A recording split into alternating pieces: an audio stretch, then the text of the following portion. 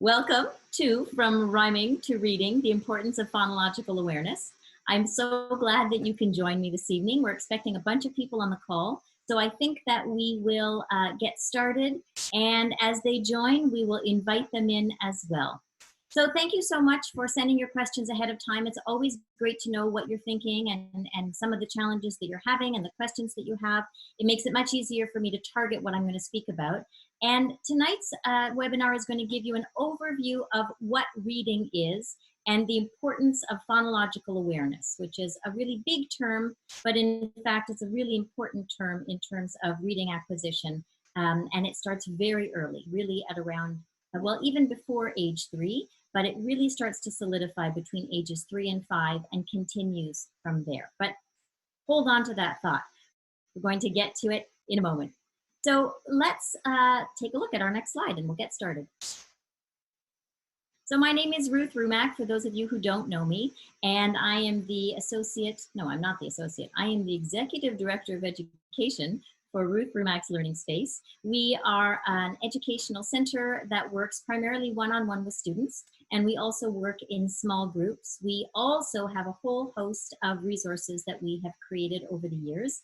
And I've been in education for over 20 years, and we have really honed the skill of working one-on-one with students, particularly children who have particular learning challenges. And that's something that really is our specialty. You know, pre-March 13th, we were working one-on-one face-to-face, and about 3 or 4 days later, we started working online. So we're still able to provide our services. And our amazing team of teachers, all certified teachers, have worked really hard to take our engaging and exciting lessons that we would have given face-to-face and turn them onto an online virtual experience where we're still working face-to-face, it's just over the internet. So let's talk a little bit more about reading and phonological awareness. Let's look at the next slide. So phonological awareness is really an umbrella term. And it's a very important term in terms of reading and reading acquisition. And then later on, it becomes part of spelling acquisition as well. So the idea around phonological awareness is that it is an oral skill. It's something that we learn by hearing, and it's a skill that we need to practice orally, so by listening and then by talking it out. This is what happens at the beginning, and then, of course, it turns into reading later on. So phonological awareness can be looked at in 2 parts. It can be looked at the word level, so looking at the parts of the word, and then at the sound level, so looking at the sounds of the individual parts of the word. And under that umbrella, you can see different things on the word side, which would be looking at the syllables, how you break a word into smaller pieces, the beginning versus the end, how words fit into sentences, looking at rhyming and looking at alliteration, so the beginning of the words and the ends of the words. On the sound level, individual sound level, we are looking at phonemic awareness, which is understanding at the very smallest sound segment and how to blend those sounds together, how to isolate a particular sound or take away a sound, delete a sound, add a sound, etc. Overall, phonological awareness is really the ability to manipulate sounds within words. And that's a really important skill if we want to transfer our oral language skills into reading skills. Let's look at the next slide. At any time during our presentation, please feel free to send something through to the chat, or you can do question and answer. The chat's probably the best way to do it so that we can all see it. And if there's something that you don't understand or you have a question, let me know, and I'm happy to stop for a moment and answer any questions. And again, at the end, I'll open it up for questions as well. So hopefully we can get a little discussion going as we go along. I may even ask you a few questions and ask you to respond in the chat box as well. All right, let's talk about the big 5. These are the big 5 pieces of reading, and this is really the reading acquisition piece of it. So it starts off with phonological awareness, which, as we've said, is the idea of manipulating and understanding and being aware of sounds within words and within spoken language. Then, once we've mastered that, we move on to the phonics of things. And the phonics is really part of that sound symbol correspondence, which would be recognizing the symbol for the letter and attributing a sound to it, and then being able to mix and match those sounds and symbols until we actually create words. The third step is about vocabulary acquisition, so building your vocabulary and building your understanding of words. Then we move on to fluency, which is how fluidly or it's the accuracy and the pace at which you read and speak, but more so read. And then we get to comprehension, which is actually understanding what you're reading. And we do see some students who have very strong phonological awareness skills and very strong phonics skills. They can decode or sound out words very well, but they are reading so quickly that they don't even understand what they've read, and therefore the comprehension is missing. So they may have high fluency, they can get through the words, but they don't actually understand what they're reading. And then we have the other side where we've got students who are very slow readers, who will take a long time to sound out each word. And it seems as though, how could they possibly understand what they've read? And yet their comprehension is quite high. So their fluency may be low, but they understand what they have read. So there's a whole mix of pieces and a continuum in terms of reading and the stages that we go through in order to become strong, proficient readers. Let's take a look at the next slide. So why is it important? I mean, phonological awareness is not a term that most parents, most lay people are familiar with. And in fact, most teachers aren't even familiar with the term phonological awareness. It's sort of buried in what we take for granted or what we assume is happening around a child as they're engrossed or as they're surrounded by strong reading material and good models. However, with 30 plus years of research, we really know that this phonological awareness, understanding how sounds work within words and being able to manipulate them, actually plays a key role in the acquisition of reading.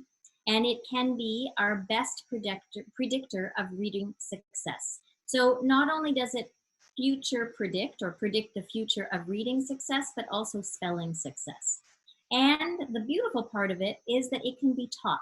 So even a student who is weak with phonological awareness has the opportunity to learn these skills if it's taught explicitly, and that happens to be our specialty. We work in a play-based environment in that we really like to incorporate phonological activities into the activities that we do with our students so that they don't even realize that they're practicing a particular skill, but they are honing it over time. And as they hone it, they become more successful, and therefore it affects their reading and their spelling as time goes on. Let's move on. So why is it so important? And we've got a few different, scientific pieces here. We've got some quotes that phonemic awareness performance is a strong predictor of reading and spelling success. It can predict literacy performance more accurately than variables such as intelligence, vocabulary, knowledge, and socioeconomic status. And I find this a really interesting quote because what it's telling us is that your IQ alone, which, depending on how much stock you put in IQ and future success, but this piece, this phonemic awareness, this ability to understand at that base level of language actually gives us a better prediction of how strong a reader somebody is going to be. And it doesn't have anything to do with where they come from, how they're raised, but it can be taught. The other piece of the puzzle is that it's not something that most kids come to quickly or they don't come to naturally. It does have to be practiced, and there are many ways that we can do that. So Nadia says, let's see what Nadia says. Nadia says, can a student learn the skills at 17? My son says that he forgets what he reads. So yes, we can definitely go back and practice these skills. They are very foundation skills, and they would have to be done with a 17-year-old in a way that, of course, wouldn't hurt their self-esteem or shake their self-confidence. But if a 17-year-old can't remember what they're reading, then we have to look at many different things, not just about the phonological awareness, that's the ability to recognize the sounds in words, but maybe it is more in terms of his working memory or other focus and attention challenges. So we can certainly talk about that a little bit later. But these skills, specifically the phonological awareness skills, can be taught at any age and can be practiced at any age. Let's look at the next slide. So let's talk about what these pieces include. So there are 5 skills that we talk about when we talk about phonological awareness. And generally we start with rhyming. Rhyming and alliteration are the beginning stages. And rhyming, we'll talk about each one of these a little further, but rhyming is the ability to recognize that words have the same ending, like bat and cat. They have the same vowel sound and the same last consonant sound. And alliteration is recognizing that words start with the same sound. The other step, the next stage, would be blending, which is where we take parts of a word and squeeze them together. And then segmenting, which is the opposite, where we take a solid word and we break it into its parts. And then the last stage, which is generally the most difficult stage, is that sound manipulation, where we're playing with sound, we're adding extra sounds or deleting sounds. Let's move on to the next slide. So we'll talk about rhyming first. And rhyming has 2 parts. First, it's identifying the rhyme, so being able to notice that 2 words rhyme. And the second part, which we'll talk about in a moment, is generating a rhyme, so being able to make your own rhyme. And you'll notice with younger students, younger children, 2, 3, 4 years of age, that they're already playing with language and they enjoy playing with language. I mean, the best giggles are when you can make a silly rhyme up with something and have a fall down laugh because, you know, it's just so hilarious, that toe and schmo rhyme. But when we start with our young kids, we want to help them identify what a rhyme is and how it works. So we will use words or sentences like listen to the sounds at the end of the words. Are they the same? So when we're asking students to identify rhymes, we want them to identify that the ending is the same. Now, remember that all of these skills, these phonological awareness skills, are supposed to be oral skills. So on the picture, you know, in front of you, you have a picture of a dog and a picture of a frog, and we see in red that the OG and the ROG are highlighted because dog and frog have the same ending, the OG, the OG sound. But of course, when you're playing with language in an oral capacity, you don't have that written piece in front of you. And therefore, you're training the child's ear or your own ear to notice the differences just by sound and not by sight. So the other way I might ask is, do these words have the same sound at the end, and do they rhyme? And we want to make sure that we're practicing that idea of what a rhyme actually is. Let's look at the next one. A little later on, I'm going to give you some games that you can play at home as well. They are geared for younger students, but we can talk about older students who are still needing these skills as well. So generating rhymes is making up your own rhymes, and nonsense words are allowed. Because this is not about a proper word, it's really about the sounds in words. We want to be creative and we want our kids to have fun with it, and we want them to be silly about it as well, because the sillier they are, the more engaged they will be. So I might say, can you think of a word that has the same ending sound as cat? And I'm going to say it really emphatically. And then I'm going to maybe give a few examples and let the student fill in the next few words as well. What rhymes with bell? And then we can play back and forth. And we've got some games that we can play. I'll share in a moment. Let's look at the next one. So that's talking about rhymes. Rhyming, here's one game we call it the rhyming car game. And you can use a ball, you can use a toy car, you can use anything that rolls back and forth. And what we generally do is sit across from each other, and I hold the ball or the car and I say cat, and I roll it over and the child catches it, and you say, and then they roll it back. Something that rhymes with the word cat. And we keep going back and forth this way for as long as we can with the same word. So we might take cat and do bat, sat, rat, fat, mat, etc. And then when we have exhausted all of the possibilities, we'll start with a new word. But the idea of making it active and sharing something back and forth that's physical also helps the learning, because it's solidifying that A, we're taking turns, and B, we're building from one side to the other and from one word to the other. And we're really listening for that ending sound. And if a child makes a mistake, that's okay. We don't want to draw too much attention to the error, but we do want to correct it. So we might say, if they say bat and cap, C-A-P might rhyme. They think that that rhymes. We might say, oh, let's listen to that again. Bat, cat, look at my mouth and see if it's saying the same thing. So sometimes a visual reminder is helpful too if somebody doesn't hear it right away. And we have a chat. It says, Sarah says, Down by the Bay is a fun song for making up rhymes. Absolutely. There are lists and lists of songs that are definitely adaptable, and you can use them in any way you can. And we've got a list of things coming up a little bit later too. So for sure, if you can think of songs, put them in that chat and share them with everybody, because it's always great to have other ideas as well. All right, let's look at the next slide. So alliteration is the idea that two words or a string of words starts with the same sound. And we've got a picture here, telescope, turtle, and turkey. And we might ask, do these words start with the same sound? And again, looking at the shape of the mouth, does your mouth make the same shape at the beginning of each word?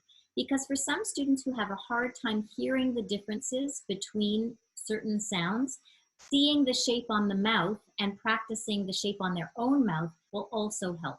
I have found in my experience that students who may have experienced some speech delay or were late talkers may have difficulty with phonological awareness, and they may have difficulty recognizing the sounds that are very similar. So for example, the vowel sounds tend to get smushed up together. It's hard to differentiate between I and eh and ah and ah. And when we train the brain and we train the ear and we look at the mouth at the same time, it often helps with, especially if we're overemphasizing it. Let's see, we say, Ashley asks if we share the presentations. Absolutely we do. So we're recording them right now, and we'll have a replay available tomorrow that we'll send out. So not to worry if you've missed a part. Let's do the next slide. We'll talk about recognizing. Now we're going to talk about generating the alliteration. So we want to have our kids practice that, or notice that two things start with the same sound. And we can do that in many ways. We can do it by making a silly sentence. So completing the sentence, brown bear buys, and then have the child fill that in. And again, a great opportunity for silliness, because the sillier you can make it, the more enjoyable it is. And even we could do an I spy game, looking around the room. I spy something that begins with a B, and then maybe, or I spy a word that starts the same way as box. What else starts the same as box? And then you can look around the room and find a string of words as well. Let's look at the next one. So we've talked now about rhyming and alliteration. Let's talk, here's another game for alliteration. We have an alliteration trip. So we can play this in the car, we can play this while you're washing dishes or during bath time, or when you're just sitting around waiting for the lunchtime to be ready. This is a fun game that you can play also with many people. So you start by, you're going on a trip, and in this case, in the example, I'm going to take a trip to Canada, and that's the cue. The cue for the game is the C, or the hard C in Canada, the K sound. And I'm going to pack and remember, these can be really crazy. They don't need to fit in a suitcase. A car, cash, candle, camera. So if one person starts with an example or two, the next person has to add to that list, and so on and so on. And again, if a child makes a mistake, then we don't want to draw too much attention to the error, but we do want to make a correction. And we might say, oh, let's think about that. If I'm going to Canada and I hear a K at the beginning of Canada, and car starts with a K, what else starts with a K? And you can make that comparison between that and the word that they may have added incorrectly. And part of memory is keeping this game in your working memory. So you might have to say every single thing that has been added to the list already before you can add your own word. So that adds another layer of difficulty to the game as well. All right, let's move on to the next one.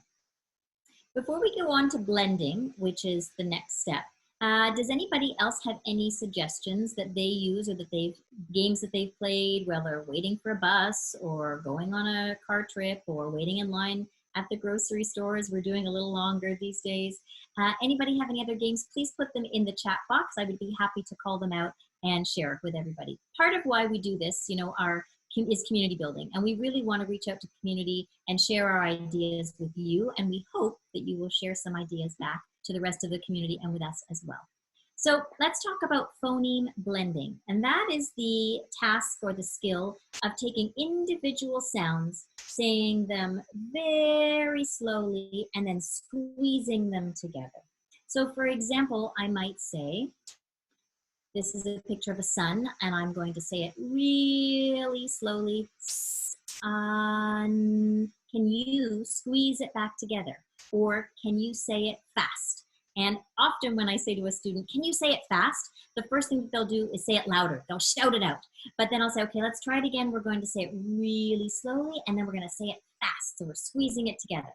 Another example I might use is a TheraBand or an elastic band. So I'm stretching out the words, and then when I let go of the elastic, it squeezes together fast and we say the word fast. The idea here is that they're hearing individual sounds and then blending them together. And this is a really important skill for reading, because when you start reading, you are going to be saying individual phonemes when you're sounding out a word, and your brain has to be able to squeeze those individual sounds together to come up with the word that you are sounding out on the page. Oh, we've got some chat activity. Let's see. The alphabet game A to Z from Ashley. And so that's, I think, saying, is that saying a word that starts with every letter of the alphabet or every sound of the alphabet? Similar to yours, it's going through the alphabet. For example, we need to pack A, apple, B, bat, C, cat. Yes, yes. And that actual game can be used in many different situations, of course, depending on which skill you're practicing. So if you're practicing the alliteration skill, you want all of the words to start with the same sound so that you're practicing hearing the same sounds in succession. But of course, as we go on and we add different kinds of activities or skills that we're practicing, we can change the rules to meet the needs of the game too. All right, let's look at the next slide. So phoneme blending is squeezing things together. And here's a game. We can take a sack, a bag, any type of closed piece, and we're going to put a whole bunch of objects in it, a rock, a sock, a pen, a hat, whatever it is. And these should be things that you can say very slowly so that don't have too many parts to them, maybe 2 or 3 parts, or 2 or 3 phonemes or sounds. And we can sing a song to the tune of If You're Happy and You Know It. So I'll sing a little bit for you. If you're sure you know my word, yell it out. If you're sure you know my word, yell it out. If you're sure you know my word, then tell me what you've heard. If you're sure you know my word, yell it out. Now, of course, when we do this with a whole group of students, they're all singing the song at the same time, and it builds some anticipation because we are reaching into this bag and we are looking at an object and we're seeing it, we're holding it as a mystery, and we say the word really slowly. Okay, I have it in my hand. It's a rock. If you know what it is, tell me what it is. And then if they answer correctly, we bring out the item. And it builds some anticipation, it builds some fun, and there's some mystery in there as well. The idea here is to practice saying the word slowly. That's the adult's part. And the child's part is to squeeze it together so that it comes together as one word and it makes sense. When the child maybe gets to take their turn, they can pull something out, and then you can say it again slowly for them and have them squeeze that back together. All right, let's take a look at the next one. So the almost opposite of blending, which is squeezing something together, is pulling it apart. And that is the idea of segmenting or segmentation. And segmenting can come in different ways. It starts by dividing something into its parts. And those parts can be, let's say, even if it's a compound word like baseball, it might divide it into 2 parts, base and ball. And you might take a word that has 2 syllables like rabbit and break that in the middle. And we've got rabbit, jumping, again, jump, ing, and then elephant with 3 syllables. We would show elephant. It has 3 parts. So the idea of a syllable is that it's a part of a word you can push out in one breath. That's the way I kind of explain it to the kids. If we're looking technically, then it is a part of the word that has the vowel sound. So in the word elephant, for example, we have L, which is the EL part, which is the middle E, and then fant is the last part, that last syllable. Even though it has many letters, it only has one vowel sound. And that's how we recognize whether something is a syllable on its own, because it only has one vowel sound, even though sometimes a vowel sound can be made by more than one letter. So that's just the technical side of it. The idea of syllabication or segmenting into its syllables is really important, because as a child starts to read print and they get to longer words, we want them to be able to break things up into smaller parts, work on that smaller part first, and then move on to the next syllable, work on that smaller part, and then put them back together. So for our 3 to 5 year olds, 6, 7, and 8 year olds, we're really practicing that ability to identify the different parts and how to break up the word into its different parts. You might also think about spelling, because when we go to spell something, where writing or reading is the decoding part, where we're taking the code of the letters and breaking it apart, the encoding is the spelling, where we're hearing the word in our head. We're thinking cat. How do I spell cat? Okay, I have a k, so that's the C symbol, and an A, that's the A symbol, and a T, which is the T part. So we need to be able to interchange these skills both for reading and for spelling. And that's why these phonological awareness skills are so important, because if we build a strong base early on, the rest of it becomes much easier. All right, let's move on. Another part of segmenting or pulling the word apart is this idea of onset and rhyme. And no, we have not spelled the word rhyme incorrectly. That is the way it's spelled. In this case, the word rhyme refers to the remainder of the word when the very first sound has been removed. So the first part is the onset. In the word log, it's the L, the ul sound. In the word frog, it's the fr sound of the two letters together. That's called a blend, and we keep those together. And the rhyme is the ending, the vowel sound and the consonant sound at the end. So that's one way of breaking something up, is saying, taking off, just slicing off the first sound and keeping the rest of it together. Let's take another, next slide. So when we look at the bigger piece of segmentation or phoneme segmentation, so we've started, the first slide we were looking at in this section was all about the different parts of the word and syllables of the word. Then we looked at just the beginning and the end of the word. And now we're looking at each individual sound. And this is the big one that we need for reading and of course for spelling as well. So if we said the word pig, one sound at a time, we would want to break it up. I like to show my fingers when I break things up. Egg. So that we're showing every individual sound and how they are separate from each other. A larger word, a word with more letters, a word like shark, so that we can hear all the sounds, actually has some letter combinations together, because we keep what we call the SH together and the AR together, and the K is its own sound. So we've got the digraph, which is the SH, or two consonants coming together to make one sound. We have the AR together, which is called an R-controlled vowel. And we have the K sound at the end, which is by itself. So we would show that as sh, R, k. And that again helps for spelling when we want to take a longer word and break it into pieces. Any questions so far? If anybody's got some questions, throw them into that chat box. All right, let's look at the next slide.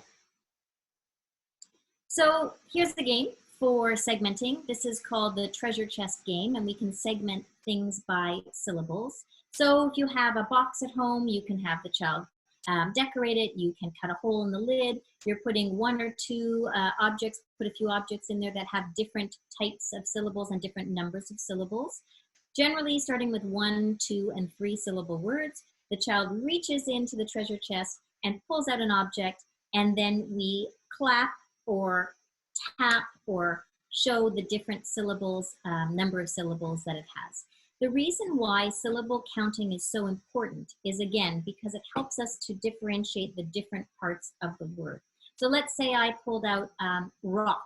Now remember that it's not the phonemes we're counting, it's not the individual sounds, it's going to be just the overall syllable, and that is based on the vowel sound. So rock is one puff of air, it's got one vowel sound, so we would do one clap. Maybe if I pulled out a rocket, we would do 2 claps, rocket, and so on and so forth. It's really fun. You know, when a child has that mystery, they don't know what they're going to pull out, and especially if you've stocked the treasure chest with things that they haven't seen before, then they have a chance that you know, anticipation really builds, and they get very excited about pulling it out and sharing what they have. But one of the most important things is to make sure that they are counting those syllables correctly. So, you know, we've got a 1 syllable, a 2 syllable, or a 3 syllable word, and we're practicing either clapping or showing those sounds. Another way to show it in a tactile way is to get 3 poker chips, or, you know, any tiles, anything that is free of something. And as they say each part, they tap on the tile or they tap on the square, so that they're showing that it's segmenting properly. All right, let's take a look at the next slide. So as we move through these different parts of phonological awareness, which are all quite technical, but they can be really fun and have lots of activity behind them, they get more and more difficult. And a child may be very good at the beginning few stages of rhyming and recognizing and generating alliteration. They may even be able to blend something together. But segmenting is where it starts to get difficult. And in this last skill, sound manipulation, it gets even more difficult because we're asking them to take apart the word and then put it back together. So sound deletion is where you delete a sound. You take something away. So we might say to a child, say jet without the j. Now, not only is it hard for kids, but it can be quite hard for adults as well. So when I ask parents, you know, to practice this at home, sometimes we have to practice as parents first so that we know what we're saying beforehand. So if we said jet without the j, it would just be et. If we said bed without the d, the last sound, it would be be. If we said sip without the I, now this one is the hardest one when you remove the middle sound, we would have to squeeze the 2 outside sounds together. So instead of being sip, we take away that middle sound and it becomes just the S and the P together. So you can have lots of fun with it. And again, the result of the words when you delete something can be quite silly, and you can have a good laugh too. Let's look at the next slide. One of the final stages of sound manipulation is, so we just did sound deletion, taking something away. Now we're going to take something away and we're going to replace it with something else. So not only is this a phonological awareness skill, but again, it's a working memory skill and having to hold all that information in your mind in order to use it. So we want to substitute sounds in words to make new words. I might say, take away the first sound in hit and replace it with a b. Notice that I'm not saying the letter B, I'm saying the sound that it makes, because we're only talking about sounds, not so much the letters. So if I had the word hit, and I have to think, okay, it, and I'm taking off the, it is left, and I'm going to replace that with a b, and we get bit. Now, you might recognize also that there's some blending involved. There's segmenting and there's blending. So all of the previous stages come full circle, and they're all there at that sound manipulation stage. That's a hard word for me to say. And that's why they're important to do in order and to be practicing them and building those skills as you go along. Developmentally, students and children are going to be at different stages at different ages, but generally we see that natural progression from the rhyming and alliteration through to the blending and segmenting, and then to the sound manipulation. Let's look at the next slide. All right, oh, this is a fun one. This is mixed up animals with sound deletion. So you're gonna gather a collection of toy animals, could be stuffies, pictures, little tiny creatures. Call out the name of the animal, either the first or the last sound missing. So for example, this is an zebra, and your child has to find the correct animal and say its real name. You can have a collection of that. You can take away the first sound, the last sound. If it's a 1-syllable word and you really want to challenge your child, you might be able to play by taking the middle sound, see how long it lasts and how far you can take it.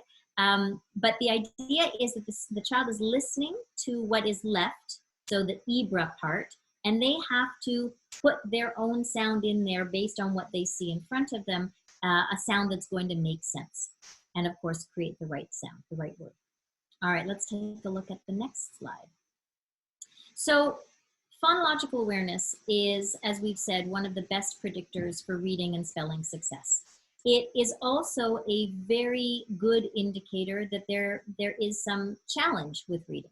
So when a child has weak phonological awareness skills, there is often an associated reading challenge. And this is something that I've seen in our practice for many, many years, that when a child comes to us with a reading challenge at whatever age, even as an adult, and we do a preliminary phonological awareness test, we can see quite clearly where the discrepancies are. You know, are they able to rhyme and notice alliteration, but their blending skills or their segmenting skills are really weak? In which case we can target those particular areas and make sure that that is where we begin. Right? We've got a question. Oh, somebody's got to go, but they want to learn more in working memory and the subject for teens. Well, if you have to go, not to worry. And you can always reach out to us and we can continue a conversation together. So we've got your information and we'll find you, Nadia. So not to worry if you have to go now. Let's talk a little bit about the fact that these skills are actually learnable, if that's a word. They're teachable, we can teach them, and we can build from one skill to the next. So the most beautiful thing is when we've been working with a student who is having reading challenges and we start to work on these phonological awareness skills, it's amazing at how quickly that they start to consolidate the skills, and then their reading starts to improve, their confidence improves, their spelling then improves, their written expression improves, and it's really a domino effect on the positive side. One of the things that I was saying at the beginning is that often classroom teachers are not aware of the importance of phonological awareness, and therefore they may not spend a lot of time doing it, practicing these skills, especially post grade 1, because these are skills that are generally consolidated in the age range of about 2 to 6, with the concentration between 3 and 5. So by the time you've finished kindergarten, and that's why in kindergarten you play all of those wonderful rhyming songs and you sing all those great, pattern songs or things with patterns, you read pattern books, you're looking at all of the different rhyming and alliteration books.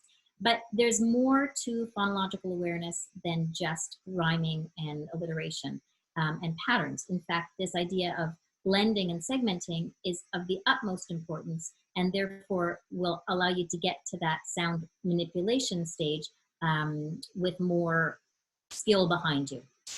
The wonderful thing about it is that these things can be taught, and when they're taught explicitly and they're practiced over a period of time, and they're scaffolded to the level that the child needs at that moment, they can make some wonderful, have wonderful implications, positive implications. Okay, let's take a look at the next slide.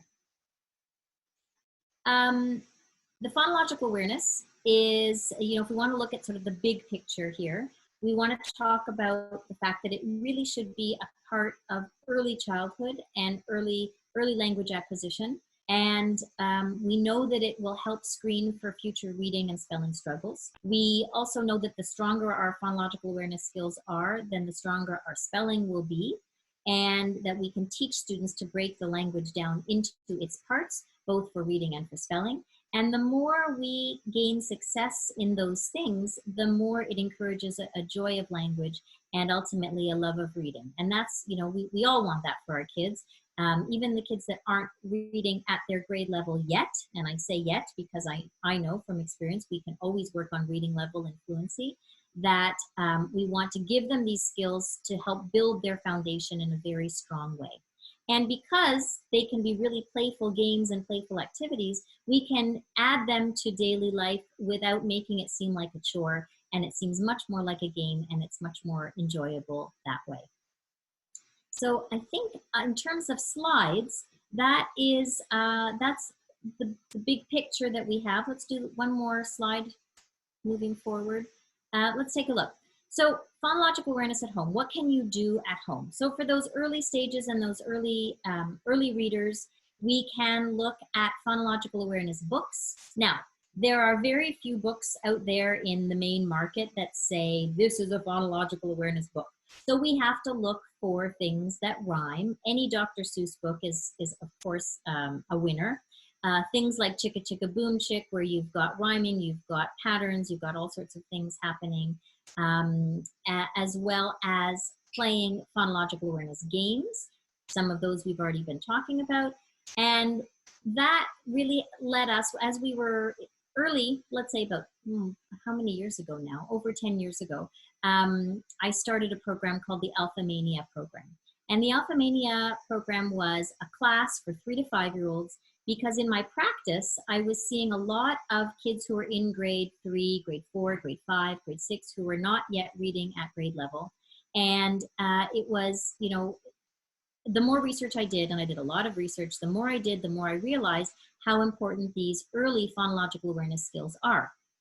And the more research I did, the more it led me down the path to thinking, well, if only I had known these kids when they were 3 and 4 and 5 years old, not just in grade 3 and 4 and 5, if I could have had the opportunity to practice these phonological awareness skills with them and teach their parents how to practice these skills with them, perhaps we wouldn't be at the point that we were then, which was being in grade 5 and still having weak phonological awareness skills and having weak reading skills and spelling skills because of it. So it led me to create the Alphamania program, which was for 3 to 5-year-olds. It's a live, you know, teacher-driven program where we do all sorts of games and activities and arts and crafts, and we sing songs. We always have a letter of the day. We talk about all of these phonological awareness skills in progression, and we make sure that we're having fun with them. And the most fun, you know, the best comment that I received in those early years as we were working on these skills, you know, a parent would drop off their child and come back. You know, we would do a once-a-week program or a twice-a-week program or a summer camp program. And at the end of a week of summer camp, a parent would come back to me and say, I don't know what you're doing, you know, all morning, but suddenly my child is clapping all the words that she says, or, you know, starting to rhyme my name with all sorts of nonsense words. And I'm like, yes, it's working. This is perfect. It's exactly what we want to see happen. We want to see our kids playing with language and enjoying language and having fun with it. So looking for books that have phonological awareness skills built into them. As I said, in the rhyming department and maybe alliteration and maybe some pattern books, there are lots of them. When we look at the later stages, so the blending and the segmenting and the sound manipulation, there are far fewer. And that led us to take the Alphamania program and turn it into a whole series of books. And from there, we also started another series called the Yak Pack, which I think we're going to talk about next. Let's look at the next slide, if memory serves me correctly. Here is a whole bunch of pictures. These are from our Alphamania program, playing different games. You can see in the bottom corner there on the right, we have the rhyming box where the teacher's reaching in and pulling out a mystery item. We've got all kinds of games that we played, and we've got lists of those for you at home as well. And again, just having fun with it and making it active. That's the best way to go. That's been our recipe for success for 20 plus years, and it's worked. Let's look at the next slide. All right, here's a quick picture. These are our Alphamania Adventures books. And what we did is we took the idea of phonological awareness and those 5 stages, and we created a series of 5 books based on the characters of the Alphamania kids. They are named after the short vowel sounds, Alex, Eddie, Izzy, Ollie, and Umber. And they live in Letter Lagoon, and they go on adventures in every book. They meet up with crazy characters. The first book is about Captain Ray and the Rhyming Pirates, and the kids meet up with Captain Ray, who's a real pirate, but he's not a very good pirate, and he speaks only in rhyme. And the kids help him become a better pirate, and at the same time, they learn to decode his rhymes and to fill in the words that he's missing. So that's a great way to practice the rhyming skill. There's another story for blending. There's another story for segmenting and for sound manipulation, and in each case they meet different characters. I think my favorite is Slow-Mo the sloth. He talks very slowly and he stretches out all of his words, and your child's job as you are reading the story to them is to squeeze them back together, so blend those words back together. There's another creature who will, when word is segmented, said in separate parts, will create magic on the island by segmenting. So we've really tried to make them magical and fun, and at the same time be practicing these skills. And in each of those books, there's also a whole list of games and activities for parents as well. So I threw that in there. And then the other way to practice the early reading skills, not as much on the phonological side, is but for sight words and for early phonics, so those early acquisition skills of reading, we've created the Yak Pack, which is 2 separate packs, and it's based on comics, comic strip, which we find really helpful for our older students who may not be reading at grade level yet, because it's almost like a graphic novel, but yet the vocabulary and the sounds that we're practicing are still at the early stages of reading. So let's take a look at the next slide. What have we got? This is just a little bit more about what we do and how we use our own books in our lessons. And we also have a whole bunch of early reading instruction, both one-to-one and group classes coming up. And those would be not just for, we've got for the early readers, but we've got a whole set of group classes for older students as well, including some book clubs that we're excited to start with for this summer. And for now, we're doing that all online. And you can go to our website at any time, ruthrumack.com, and get more information there as well. But I actually have a question for the group, because this is going to help inform us in terms of what you as parents are looking for over the summer. We have a whole host of activities for kids that we would normally do in summer camp form, but we are in the process of turning them into online group classes. So I would love to hear from you in the chat box. What are some academically minded skills, or not, that you would like to have your kids work on over the summer that we might be able to provide? So if you have a moment, throw some things in the chat box for us. That could be anything from, spelling classes to these early reading classes, and just let me know sort of what age ranges you're thinking of as well, because the more information we get from you, the more we can provide what you're looking for. Okay, let's look at the next slide. I think we've run out of slides. We're at the end of the presentation in general, but I would love to go to questions, and I'm going to go back to the questions that were sent in ahead of time and see if I can answer any more, if there's something that I haven't already talked about. Let's take a look. So we are looking for different techniques to help a grade 1 child become better at reading. Parent is expressing that the child is behind for his age or grade. I would say the first place to start is to play these phonological awareness games and to just practice the language, practice that oral skill, and make it fun and make it enjoyable. The other thing to do is to then, the next stage after phonological awareness is to start practicing that sound symbol correspondence, which means putting things together for the sound and the symbol or the letter. And when we can have that understanding of the letter B, the symbol, actually makes the sound B, then it will help that child understand how to correctly decode what they see. So putting the sounds together with the symbol is the next step. And then it's not just looking at simple consonants, but you're going to start looking at all sorts of other things as well. What else have we got? Oh, all right. I've got some more chats. Hold on. There was a question as to whether we do teen classes, and yes, we do. We've got tons of teen classes. We do teen classes. Primarily, we're going to be doing our written expression classes. So we will be doing things like our power paragraphs, which is how to build a structured written expression paragraph. And then that moves on to an opinion essay, which is really good for anywhere grade 6 and up. And then we move into research essays and literary essays as well. So we've got lots of different programs that are going on for teens. I'm trying to look for the chat part. Hang on. All right. Yes. Excellent. I will definitely. So Ashley's asking, can we send her information on the teen workshops? We can absolutely do that. And we can send them to you with a list. You can also go on our website, ruthrumack.com, and under group classes, it will pop down and it will show you everything, but we will definitely send you a link as well.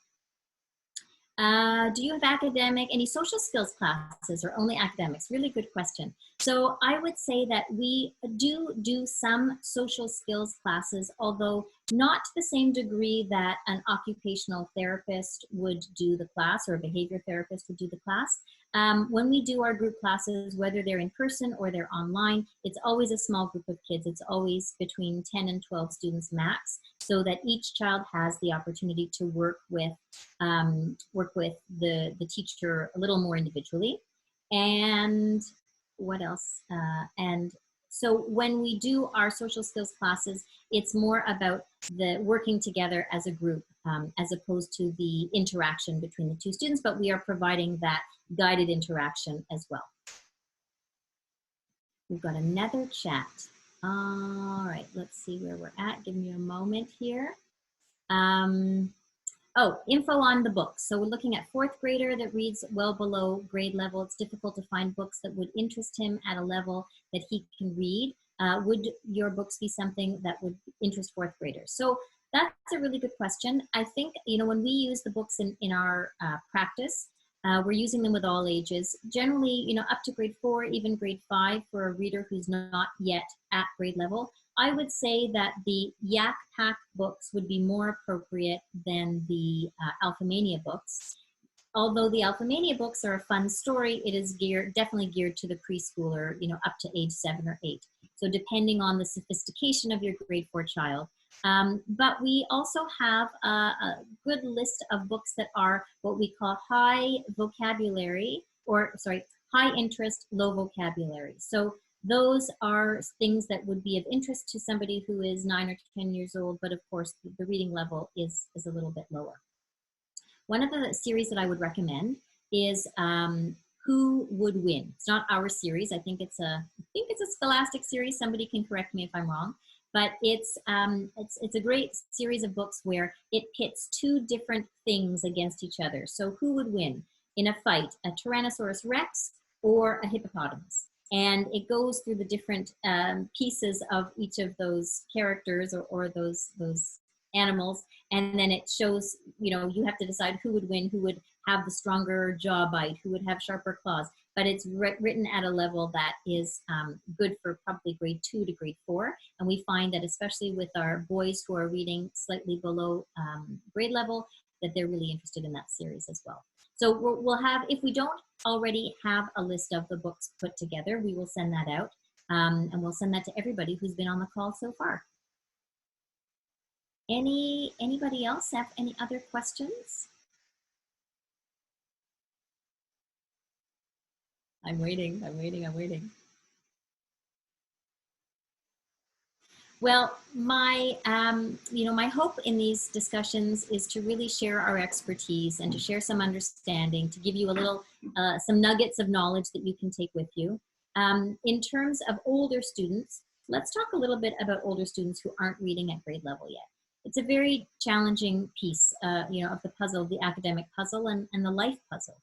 Because of course, reading is everywhere. And in our school system as it stands, and I think even more so now that we're online so much, reading is a huge part of the day. And when a child is not reading at their grade level, it's, even if they are extremely bright, even if they're extremely verbal and they pick things up quickly and they can explain themselves really well orally, the reading and the writing skill become paramount as the child gets older. And that, unfortunately, is the way that most of our school system is designed, which is to, test somebody's knowledge based on how they can feed back what we have fed to them. And when you have a reading challenge or a writing challenge, and often they come hand in hand, that ability to show what you know becomes quite hampered. So what we want to do in our reading programs with our students, we use very systematic, explicit instruction. We use direct instruction pedagogy, which means that we're using a program that's research-based, that is very scaffolded, starts from, very beginning pieces, and then you gain mastery in those pieces, and then you move on to the next level. We work with a program, we work with two. They're both Orton Gillingham based. One is called Reading Mastery, and the other one is called the Wilson Reading System. Both of those programs we've chosen, and we've been working with them for decades now, because of their effectiveness, their efficacy, because of the fact that they are so systematic and they really leave nothing out. They go from, you know, 0 reading level to an adult reading level over time. And when I say over time, you know, for a grade 10 student who's only reading at a grade 2 level, that might take 2 or 3 years or more. For a grade 2 student who's reading at a kindergarten level, that catch-up time may be a little shorter because they have less to catch up. However, as a child is catching up, of course, we know that their peers are moving forward, they're moving ahead. And it's really challenging to close that gap as the gap feels like it's getting wider and wider. So our work with our children is very systematic, and we work from mastery of one skill to the mastery of the next skill so that we don't leave anything behind. And then, of course, as I was explaining earlier, it's all about having fun and making those lessons enjoyable and making them active. And, you know, when we are working with our kids, we're getting them to bounce on the bouncy balls, to bounce out the syllables of a word. We're getting them to jump from, you know, one foam mat to another foam mat to practice segmenting and blending. We might be using tiles or beads on a pipe cleaner to help separate words or sounds. So we want to try and make it as kinesthetic as possible. I think that is one of the secrets to our success, is really engaging our students both with their minds but also with their bodies. And that's one of the things you want to look for in any reading program, and certainly things that you can do at home as well when you're working on reading with your children at home. Let me take a look at the questions, see if there's anything else that's come up. Somebody asks, how often is the recommended amount of practicing time for phonics and reading, and what are the best tools for SK and grade 4 and beyond? So I would say, in terms of recommended time, the phonological awareness skills, these games that we are talking about, are really short little snippets of fun. They are not meant to be a sit-down formal lesson for 2 hours at a time. They're meant to be a 10-minute game, a 5-minute game, practicing in the car, you know, waiting for the microwave to finish warming up your food. They're just little pieces. And of course, when you're doing them built over time, you're going to build that skill, you know, just like working out. The stronger you make that muscle, the stronger it gets. So when we ask about, you know, how long should I be doing this? I would say every day a little bit. And in terms of reading with your kids, well, for sure you want to read with them every night or at a time during the day that's convenient. It builds that bonding piece between parents and children. It's just a delightful time. That's usually when the parent is reading to the child. In terms of a formal reading lesson, again, you don't want to overstay your welcome in certain aspects. You want to make maybe a half an hour, 20 minutes, half an hour of time together to practice certain reading skills. But you have to watch the level of frustration and engagement of your child. You should know when to push a little further, get a few more minutes out of it, and when to say, okay, we're done. Let's take a break and do something else. You never want to push it to the point of complete meltdown. You want to keep it at the point where it's still enjoyable and that child wants to come back for more. So I would recommend shorter, more frequent practices rather than 1 or 2 longer practices. All right, what else do I have? Any other, let's look at my question list. How to leverage technology to enable children to learn to read at home? Excellent question.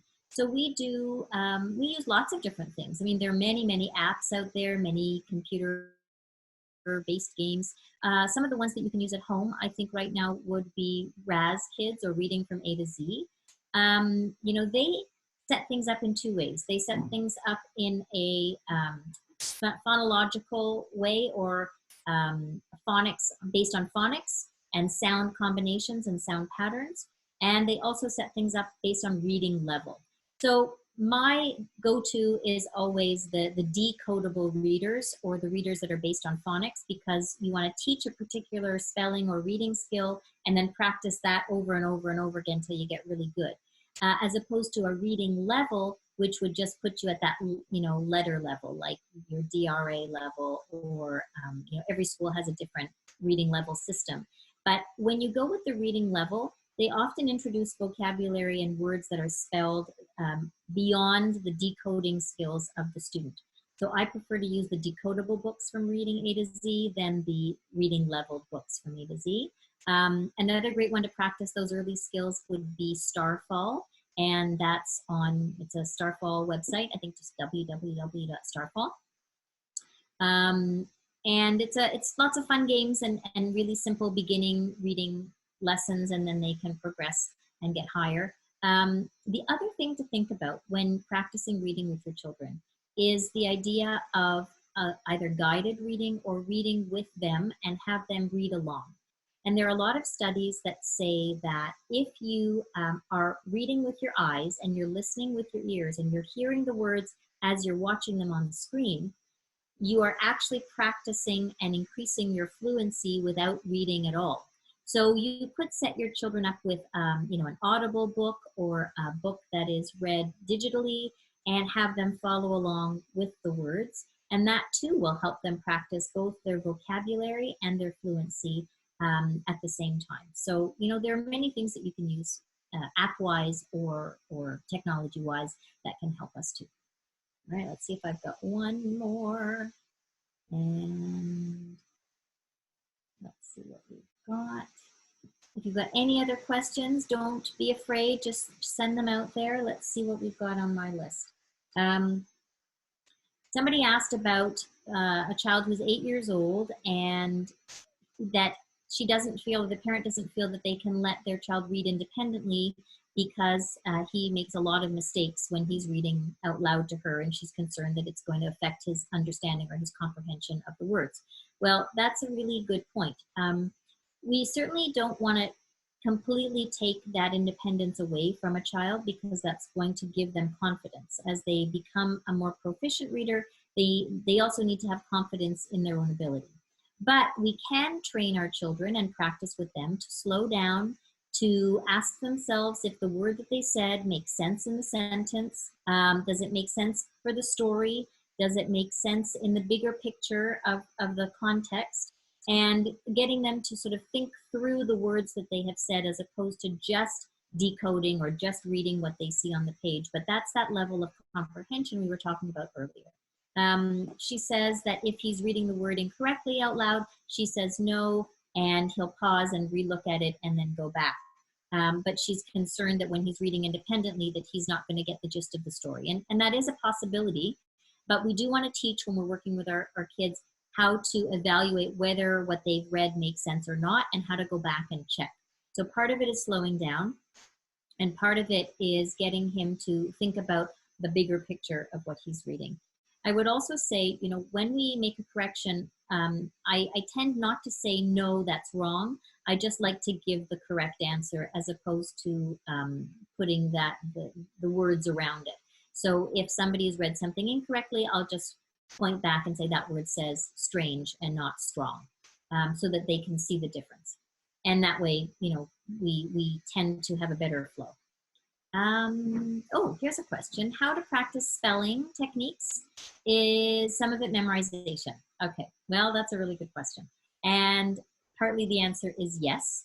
And because English is such a mishmash language, it's a very difficult language to spell because of the different places that we take our language and how the language has changed over time. So we have so many irregular verbs. We have so many words that have strange spellings. We have so many words that sound the same but are spelled differently, or are spelled the same but sound differently. So generally, we like to teach spelling in from that phonemic point of view, or from the phonics point of view, where we start with the basic lessons and then we move up from there. We're looking at word patterns, and in those word patterns, we're going to practice a whole bunch of words that have the same pattern. So if we're practicing the pattern O-U-G-H, like though, for example, we might do a lesson all on the same types of words, and then we're practicing that as something in its entirety that we're applying to each part or each word that we see. Part of it is memorization. I will say that, because sometimes, you just have to know that said, even though it sounds like S-E-D, is spelled S-A-I-D. And that's just something that we have to memorize, because there's no way when we say it, it's going to, our phonological awareness skills are going to help us break down the word correctly. Same thing with was. You know, it's not normal to see was as W-A-S. It should, if we're just sounding it out, be W-U-Z.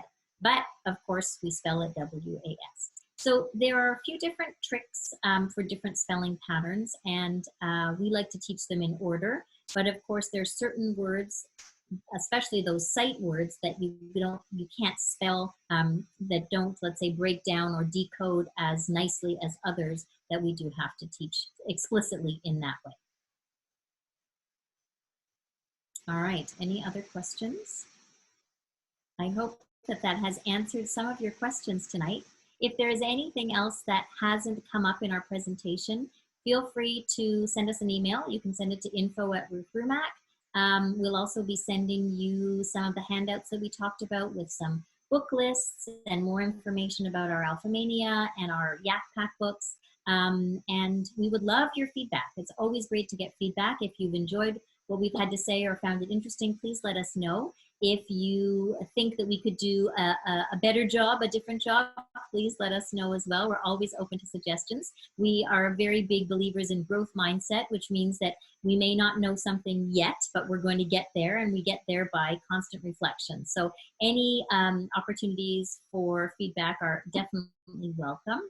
And to let you know that our group classes, we do have a schedule online. And again, any questions you have about those group classes, you can always give us a call, and or send us an email through info@ruthrumac.com, ruthrumac.com, no S.